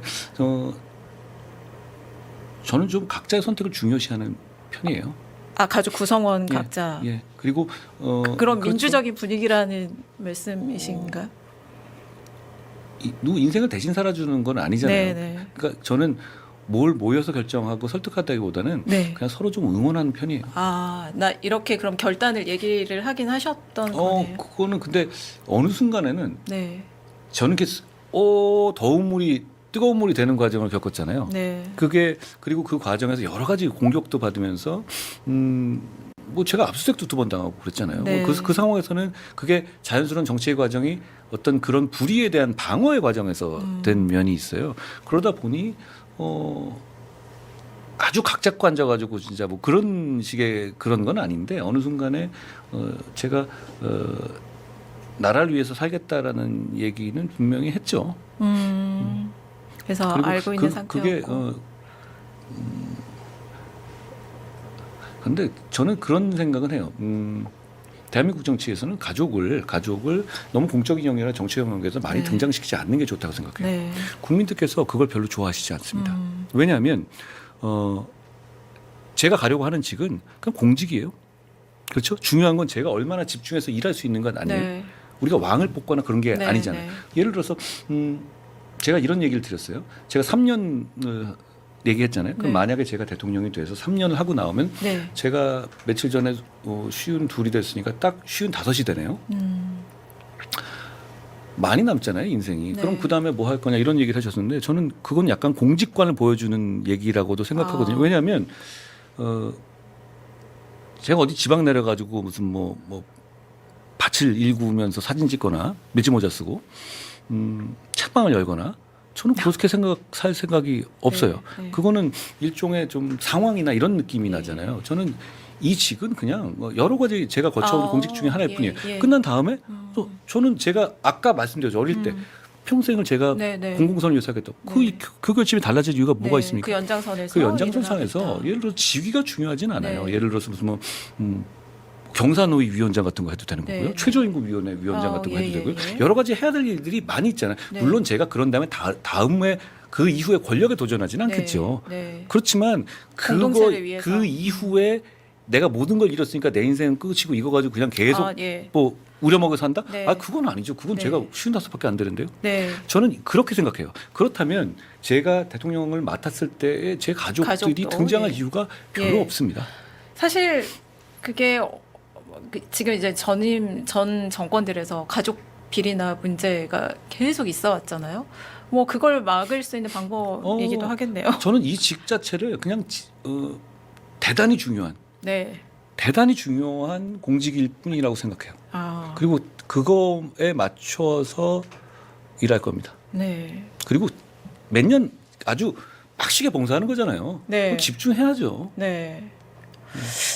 이제 정치를 시작하시면 이유 없이 날 이렇게 좋아해 주실 수 있나. 오늘 댓글창에도 지금 지지자들이 엄청 많이 오셨는데 그런 분들도 계시지만 반면에 그냥 이유 없이 사실 혐오하는 사람도 생기는 게 정치인의 숙명이잖아요. 좀 그런 상황을 받아들이는 건 괜찮으셨어요? 제가 그런 맷집이 좀 있는 편이더라고요. 뭐 앵커님도 옛날에 그냥 이유 없이 싫은 사람 없으셨어요? 사람이란 마음인 게 다 그런 거고요. 특히 정치인은 제가 행동하는 어떤 그런 거 보여지는 것들 그런 거가 조금 실제는 이런데라고 다 설명할 수 있는 부분들이에요. 생각하시는 부분들이 그런데 또 그거를 제가 어느 정도 좀 그 오해받게 하거나 좀 덜 설명하거나 더 보여드렸다면 그것도 제 책임이기도 해요. 저는 그렇게 생각해요. 그런데 저는 그렇게 정치로서 아주 주류 정치에서 많이 비춰진 게 그렇게 오래되질 않았잖아요. 네. 그러니까 그 과정에서 그 충분한 설명이라든가 저를 보여드릴 시간 자체가 부족했을 수 있어요. 사실 그 타이 넥타이 핀하고 커프 딱 하고 스트 입으실 때는 빈틈이 안 보이는 뭐 그렇게 보이기도 했죠. 근데 제가 그런 거 좋아해서 그런 거고 그렇다 보면 또 제가 굉장히 길지 않은 시기에 중요한 역할들 많이 했잖아요. 그럼 그 과정에서 또 그렇게 저를 저기서 저분들처럼 저를 아주 정말 이렇게 장시간 내서 좋아해 주시는 분들도 또 저를 싫어하는 분들만큼이나 저를 잘못 이해하고 계시거나 오해하시는 것도 있어요. 제가 그렇게 대단한 사람이 아닐 수 있는 거잖아요. 네. 그러니까 뭐 저분들의 사랑은 다 고맙고 저 욕하는 사람들은 다 이상한 사람 이렇게 보기는 어렵잖아요. 저분들 중에서도 저한테 저를 진짜 아시면 실망하실 분들도 많으실 거예요. 그러니까 뭐 세상에 어디 뭐 또 좋은 것만 있겠습니까? 네. 댓글창에는 그렇지 않다고 댓글들이 많이 올라오고 있습니다. 이 강남 파라코대 서울법대 뭐 엘리트 코스만 쭉 가셨잖아요. 이게 정치라는 건 근데 결국 약자의 눈으로 공동체를 봐야 더 고칠 게 보일 테니까요. 그런 저는 렌즈를 정치인은 장착하고 있어야 된다고 생각을 하거든요. 본인에게 그런 눈이 있는지 이거 궁금해하실 분들도 많이 있으실 것 같아요. 부당한 걸 발견하는 눈. 못 가진 자의 부당한 걸 발견하는 눈으로는 제가 평생을 살아왔고요. 네네. 네, 그리고 약자의 눈, 못 저는 가진 이렇게 생각합니다. 사람의 눈. 아주 그냥 선명하게 해서 악인이 뭐라고 생각하십니까? 저는 악인이 다른 사람을 착취하는 사람이라고 생각해요. 그 정의를 예전부터 생각했거든요. 그러면 대부분 제가 생각하는 그런 그 궤도에 맞더라고요. 결국은 어떻게 생각하고 어떻게 노력하느냐의 문제 같아요. 누가 저보고 검사 경력을 감춘다 그러는데 저는 감출 생각이 전혀 없어요. 제가 이 책의 양력 때문에 그런 건가요? 그거는 뭐 이력서는 다 써야 되는 건 아니잖아요. 그리고 뭐 저는 뭐 어떻게 보면 조선 제1검으로 큰 사람인데 그걸 가지고 뭐 없어진다고 보지는 않겠죠. 그런데 일을 하는 과정에서 저는 두 가지를 되게 의식적으로 노력했어요. 어떤 건가요? 첫째는 일단 되게 친절하려고 의식적으로 노력했어요. 그게 이 조금만 잘못하면 모욕감을 주게 되기가 네. 되게 쉽더라고요. 네. 그게 검사 일을 하면서 특히 느끼셨을 것 같아요. 기자도 비슷한 것 같아요. 아, 기자나 의사나 네. 뭐 검사나 법조인이나 이런 좀 전문직인 사람들이 네. 일상으로 이게 행동을 하는데 그 대하는 분들은 정말 인생에 한 번 있는 거잖아요. 제가 말한 아주 보통의 하루가 전혀 아닌 거죠. 아주 특별한 하루가 네, 되죠. 네, 동의합니다. 그때 이제 이런 전문가들이 느끼는 일상에서 어떤 권태 같은 게 조금씩 드러나잖아요. 뭐 태도라든가 이런데 그게 이제 굉장히 모욕감을 주는 상황들을 제가 많이 봤어요. 옆에서 여러 가지 일을 하면서 이러지 말아야겠다고. 근데 그게 좀 피곤하고 의식적으로 노력해야 되고 그러려고 어릴 때부터 굉장히 노력했습니다. 그리고 제가 누누이 얘기하는데 저나 제가 사랑하는 주변에 있는 사람들이 정말 친절하고 좋은 사람이었으면 좋겠어요. 근데 그게 뭐 제가 그렇게 친절하고 좋은 사람일지는 모르겠는데 그거를 의식적으로 좀 노력하는 편이에요. 사람을 보실 때 좀 그런 걸 판단 기준으로 삼으시기도 하겠어요. 글쎄요. 근데 다른 사람 판단한 게 아니라 제가 이제 그러려고 많이 노력하고요. 또 한 가지는 강강약약을 하려고 생각해요. 근데 그게 이제 오해하시면 안 될 게 약자가 강자보다 옳다는 의미는 아닙니다. 네. 그렇게 될 경우는 네. 이상한 상황이 될 수 있죠. 그런데 출발선이 좀 다르고 분명히 점점 이렇게 양극화되는 상황에서는 어느 정도의 보정은 필요해요. 그리고 그걸 사회에서 그렇게 많이 안 챙기거든요. 네, 네. 그런데 저는 검사할 때도 그런 걸 의식적으로 많이 생각하면서 왔어요.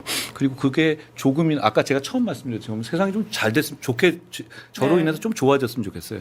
그게 조금이라마 도움이 된다고 생각하거든요. 정치하면서도 그렇게 해왔습니다. 네. 그런데 정치인이 어떤 행동을 할지는 예측이 가능해야 된다고 생각하는데 예, 맞습니다. 저는 그게 다른 자료가 없으면 그 사람의 전 직업이라든가 예. 뭐 생활 이런 걸 보면 되겠죠. 그런데 다른 자료가 있으면 이걸 보면 됩니다. 뭘 봐야 되냐? 정치인의 행동을 보고 정치인의 네. 정책을 보면 됩니다. 제가 해온 정책들은 보훈을 중시했고 그리고 홍정기 일병 같은 분들 진짜 아무도 안 챙기는 분들을 챙겼고 그리고 제가 뭐 우리 진영에서는 좀 뭐라고 하시는 분들도 계시지만 문재인 대통령이 얘기만 해놓고 지키지 않았던 제주 4.3의 일반인 직권 재심 제가 했습니다. 안 해도 그만이었어요. 안 하는 게 정치적으로 저한테 더 나았을 수도 있어요. 손이 엄청 막 이유가 뭐였냐면 그 문정권은 안 한 이유는 하나예요. 손이 너무 많이 가는 거예요. 옛날 기록 다 까봐야 되거든요. 근데 저는 그거를 장관 때 검사 2명, 3명 붙여서 전담을 하게 했어요. 그런 일을 해왔다고 생각해요. 그리고 그런 일을 하는 데 있어서 사명감을 느낍니다. 제가 어떻게 살아왔다. 그건 그래봤자 제 일이잖아요.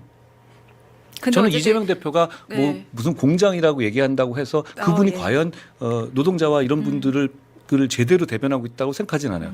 그런 부분에서 저는 정치로서 그 강강약약을 실천하려고 노력했어요. 이제 그게 의식적으로 그렇게 노력을 안 하면 좀 다른 의미의 강강약약이 된다고요. 강자가 더 강해지고 약자는 약해지고 그렇게 생각해요. 그렇게 앞으로도 정치를 할 생각입니다. 그렇지만 이제 말씀하시는 것 같이 그 인상을 가지고 그렇게 말씀하실 부분이 있을 수 있어요. 그건 또 어떻게 하겠습니까? 저는 안 그렇게 살려고 노력했고 앞으로도 그럴 거지만 그렇게 보시는 분들 있으면 제가 좀 더 유의하고 그 부분들에 대해서 더 잘하려고 노력해야죠. 뭐 그런 말씀뿐입니다. 뭐 책 내신 이후에 이제 북콘서트도 하시고 유튜브에 출연도 좀 하시고 또 오늘 이슈 전파사에도 나오셨기 때문에 그런 이미지가 많이 좀 상쇄되지 않았을까 싶은데요. 어쨌든 저 정치인한테 친절한 태도, 그 다정함이잖아요. 그게 필요하다는 거. 근데 정치를 하면은 좀 그게 아주 의식적으로 노력하지 않으면 어렵더라고요. 네. 왜냐하면 굉장히 많은 분들을 만나잖아요. 네. 저는 솔직히 말해서 뭐 우리 여기 오시는 저희 선생님들도 뭐 지지해 주시는 선생님들 그렇게 막 모이시잖아요. 저는 이제 저를 반대하는 분들도 마찬가지예요. 네. 아니 우리 시간은 24시간 다 똑같아요. 근데 네. 자기 시간을 쪼개서 오는 거잖아요. 그러면 저는 고맙더라고요. 아니 뭔가 그래도 그게 뭐 제가 뭐 볼 거 있다고 저 자체를 뭐 제가 연예인도 아니고 저를 보러 오겠어요. 뭔가 제가 하고자 하는 표상이라든가 이런 거를 좀 결합해서 보시는 걸 텐데요. 그 볼 때마다 좀 정신이 번쩍번쩍 들어요. 아니 저렇게까지 와주신단 말이야? 그런 생각들. 그러면서 이제 그런 분들을 뵐 때마다 친절하러 노력하는데 그 어느 순간 갑자기 제가 피곤해지거나 좀 권태로워질 때 그게 네. 언뜻 드러나면 그분은 또 네. 저를 보는 한 번이잖아요. 네, 그러니까 그게 이제 체력 소모가 많더라고요. 근데 그래도 그게 어떤 원동력 같은 건 되는 것 같아요. 이게 진짜 어떤 느낌이냐면 졸면 죽는다. 지금 나는 네. 굉장히 중요한 역할을 해야 되고 그럴 때 집중해야 될 때다. 네. 근데 좀 지나고 보면 인생 100년 사는데 제가 이렇게 집중해서 아주 중요한 역할을 하는 시기가 얼마나 길겠어요? 길어야 뭐 5년, 10년 그러지 않을까요? 저는 예전에 대통령께도 그런 말 한 적이 있어요. 막 이런 얘기 나오고 아니 형님이나 저나 진짜 이 100년 사는데 한 10년 내지는 그 짧게 정말 빡시게 일하는 건데 그냥 집중하는 게 좋지 않겠냐 이런 얘기를 드린 적이 있는데요. 결국은 이제 이렇게까지 되게 된 것에 대해서는 저도 참 인간적으로 참 고통스러워요. 여러 감정이 예. 드시겠네요. 예. 그렇죠. 한때 형님이라고 불렀던 근데 사이인데. 근데 그런 부분들은 또 너무 체계됐었지만 너무 그걸 제가 강조하고 싶지는 않아요. 왜냐하면 네, 그건 우린 공적 영역에서 그렇죠. 일이잖아요. 그게 그 관계라는 거는 그냥 우리들끼리 어떻게 해결해야 될 거고는 그런 문제지. 근데 다시 돌아가도 계엄은 막아야 되지 않겠습니까? 네네. 다시 돌아가도 그건 뭐 여론이 100번, 1000번. 그렇고 뭔가 네. 지적하는 부분이 있으면 어떻게든 간에 해소해 보려고 노력해야 되는 거 아닌가 네. 싶어요. 그리고 이제 우리 소위 말하는 그런 내부에 있는 좀 이런 중진이나 이런 분들한테 할 때 저는 이렇게 말씀드려요. 아니 제가 그러니까 왜 대통령하고 사이가 나빠져 이걸 가지고 공격하시는 분들한테는 아니 그게 아니라 그때 내가 왜 그러면 김건희 여사 이슈라든가 이종섭, 황상무 이런 이슈 명태균 씨 나올 때 왜 도대체 나 혼자만 얘기했던 건지를 생각해 그게 문제 아니냐. 그때 진짜 같이 얘기하고 했었으면 같이 자주 밥 먹고 그랬잖아요. 저는 안 그랬지만 그럼 그때 그래줬었으면 대통령께서 네. 조금 더 좋은 결단을 하거나 네. 방향전을 할 수도 있지 않았어요? 네. 그런데 그 주위에서 그냥 막을 수 있었던 사람들이 오히려 그냥 저와의 이간질에 앞장서고 이랬잖아요. 그게 권력에는 도움이 될지 몰라도 그게 지금 너무 상황이 안 좋아졌잖아요. 뭐 권력자의 다시 돌아가면 심기에 도움이 됐겠죠. 그러면 안 되죠. 네. 왜냐하면 우리는 집중해서 굉장히 중요한 시간에서 그냥 바싹 일하는 거잖아요. 그럼 네. 집중해서 자나깨나 그 생각을 해야죠. 네, 또 그런 얘기를 대통령께 하신 적도 있었고 이번 대선이 이제 보수 진영 국민의힘에 어떤 의미가 돼야 된다고 보시는지 또 그래서 그렇기 때문에 이런 각오로 난 임하겠다 말씀하신다면 어떻습니까? 대한민국을 지키고 대한민국을 발전시키겠다는 각오를 보여드리고 그걸 실천하겠다는 그 실천하겠다는 그런 의지를 국민들께 허락받아야 됩니다. 왜냐하면 계엄과 탄핵이라는 건 작은 사태가 아닙니다. 네. 그리고 이 동시대에 있어서의 어떤 동시대의식이라는 게 있잖아요. 네. 그럼 이 계엄을 겪은 분들은 시간이 계속 지나가도 나중에 그때 뭐 했는지 서로 기억하면서 또 이렇게 서로 대화하게 될 거예요. 나중에 지나가도. 그렇지 네. 않습니까? 네, 그렇죠. 뭐 80년 광주가 그랬을 거고 네. 그 이전에 무슨 뭐 네. 4.29 세대 그런 아주 중요한 역사적 분기점 중에 하나가 될 거예요. 오히려 그 시대에는 잘 모르잖아요. 네. 나중에 보면. 그렇다면 이건 그렇게 작은 일이 아닙니다. 네, 그렇죠. 그리고 그 과정에서 우리는 책임 있는 세력이에요. 그러면 두 배로 이 문제를 왜 지금 우려해야 하는지 네. 우려해야 하는 이유 그리고 우리가 어떻게 이 문제를 제대로 해결할 것인지에 대한 비전을 드리고 그리고 그걸 통해서 어떻게 좋은 나라를 만들 것인지에 대해서 말씀드리고 조금 더 노골적으로 말씀드리면 허락을 받아야 돼요. 뭐 거의 다시 태어난다는 생각으로 바뀌어야 되지 그렇죠. 않나요? 저는 그렇게 생각해요. 네. 그런 동력이 이 대선 과정에 생길까요? 그게 접니다. 알겠습니다. 다시 말씀드리지만 우리는 계엄을 막은 정당이어야 해요. 네. 그리고 그건 보수 누가 어디 제가 그 지방 대구에서 경북대 학생들하고의 대화에서 이런 질문을 예. 했어요. 보수가 뭐냐? 네. 이런 질문이 어려워요. 사실 어렵죠. 그냥 이렇게 툭 던지는 질문이 보수가 뭐냐? 저는 보수의 가장 중요한 네. 거는 제가 갑자기 생각나서 말씀드린 게 책임감이라고 말씀드렸어요. 네. 결국은 공동체에 대한 책임감 같은 건데 예를 들어서 당장 우리가 배출한 대통령이 불법 계엄을 할 경우에 우리가 굉장히 어려운 걸 알면서도 이걸 막기 위해서 앞장서야 되는 책임감 같은 거 네. 저는 그게 보수의 본령이라고 생각해요. 그리고 그걸 국민들께 설명드리고 이겨보려고 합니다. 왜냐하면 지금 이 상황에서 계엄이 잘했다는 게 아닙니다.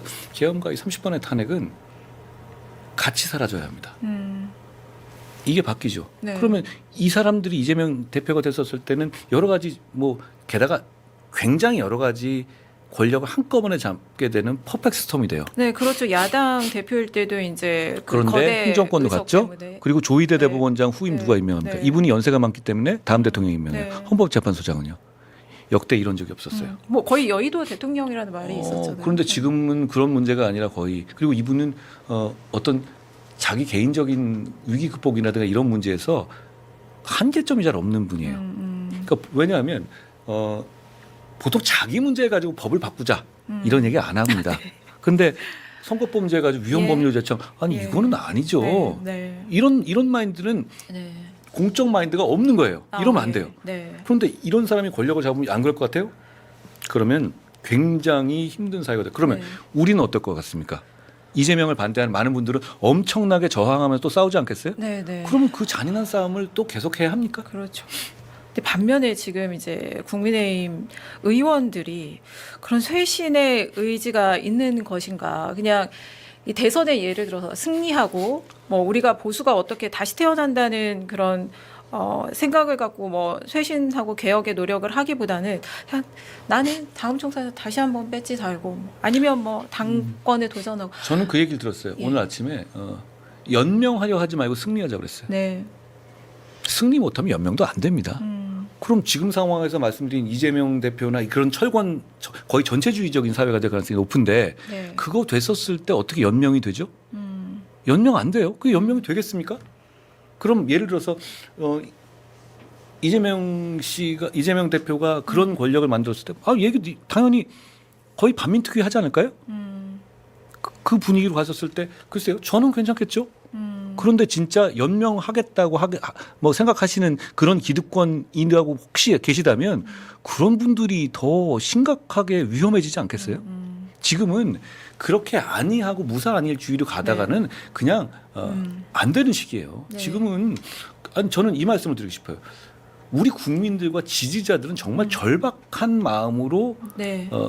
광장에도 나서고요. 네. 생각이 좀 달라도 그게 위험한 세상을 막겠다는 애국심이라는 면에서 공통돼요.